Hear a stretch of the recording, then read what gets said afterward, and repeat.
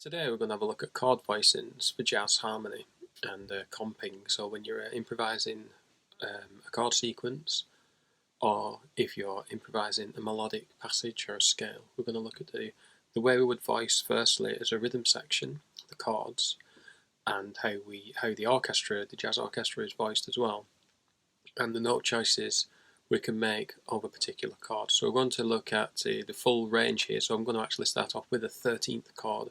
I'm going to do it in concert B flat. So for anybody on trumpets or whatever, you're going to put this up a tone or tenors or into upper six for the alto guys and baritones. We'll look at the arpeggiated version of the chord, and then we'll look at how each note functions, which alters the chord to create different tensions and different resolutions. So we'll look at the B flat first, go into the 7th note.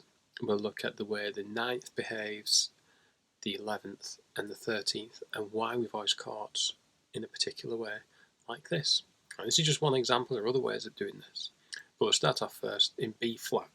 So we've got our B flat, and this applies to any instrument. So if you play your B flat, that'll be your root note, and then you've got your D, which is your 3rd, and then you're going to have your F, which is your 5th, like that. Now let's just do root position, B flat major chord. 1, 3, 5, B flat, D, F. So B flat, C, D, that's your 3rd, and then D, E, F, that's your 5th. Okay. So when we start to add on 7th, so we could put an A flat on there, we get the dominant 7th, we get the major 7th by putting the A natural on there, so that's a 7th degree up from B flat. And then when we start to think about putting 9s on there as well, so that's when we're adding in a C. So we've got C there straight away. Okay. But when we start to do that, we start to get a muddier sound in the left hand here with the root, the 3rd and the 5th. Because these notes repeat themselves further up the octave to become what's known as compound intervals. So a B to a C, which is a tone, becomes the 9th. In the top here it's still a C, but it's just an octave higher. So the same with the D here, with the 3rd. Now the way we're going to be playing these chords today, we're going to be putting the 3rd up at the top, which kind of becomes a 10th. So that B flat to D, which is a 3rd, instead of there, we're going to put that up at the top there. Spacing the intervals out. So the lower down to the left you are on the piano, or the lower down in the bass register or lower register of your treble clef, the further apart you want the intervals to be. So you don't want to be cramming up like a B flat major chord like that. So we'd play it here, mud. But what we could do down here, octaves, they sound nice. So we're going to build the B flat 13 chord first from a B flat, and we're going to skip out the 3rd because we're going to be putting that up the octave. We're also going to skip out the 5th because it sounds quite weak and it doesn't have that weight or discordant sound which we're going to be looking for to create a jazz harmony.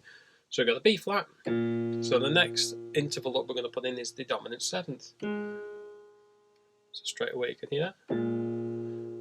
Okay, so we've got the dominant 7th, and then the next interval we're going to put in is our 9th, which is the C. And then the next is our 3rd, which is a 10th if we put it up the octave, compound as we call it.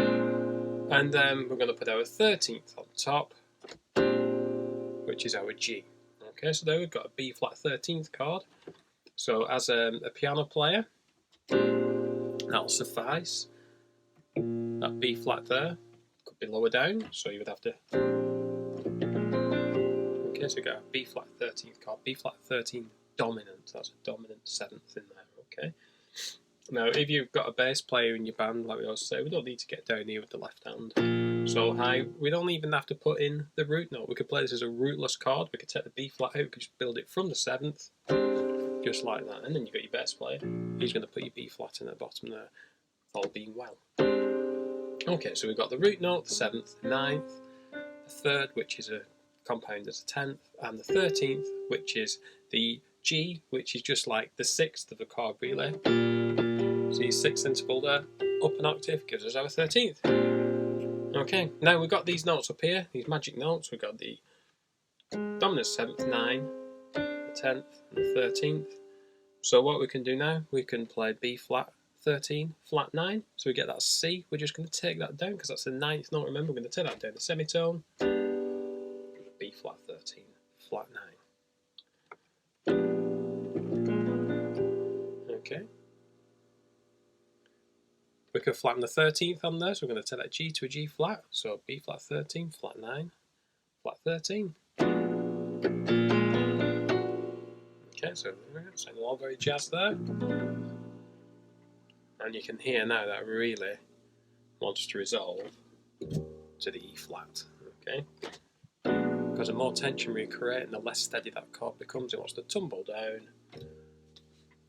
to your root, which is going to be an E flat. So we've really made that into what we call a 5 chord there. Okay, so you can experiment as well. So you've got the B flat 13 again. I'll just play the B flat dominant 13th. Now what we can do, we can turn that into a suspended 13th. So we suspend the 4th on a chord. So that means that we take the 3rd note, which is that D, and we're going to put that to a D sharp or E flat. Okay. So there we've got a B flat 13 sus 4. And then if we want to take that up again and alter that chord again, so you'll see this a lot, B flat 13, sharp 11. So what we're going to do there, the 4th is the 4th interval, the 11th is the compound 4th, so it's the same note up again. So we're going to put an E natural in now, which is going to give us that sharpened 4th augmented, or the sharpened 11th. And we've altered the chord again. So there's some pretty simple ways to have a look at altering your chords, and this is just in the key of B flat. Remember, you can put this in all 12 keys, and in all 12 keys, but we just concentrate for the time being on building up from the dominant 7th. So there's your A flat, because we're in the key of B flat. There's your C, and your D, which is your 3rd, and then your 13th. Now just with that one voicing, that'll get you a long way in learning about the harmony in jazz and in a big band. How we can arpeggiate these.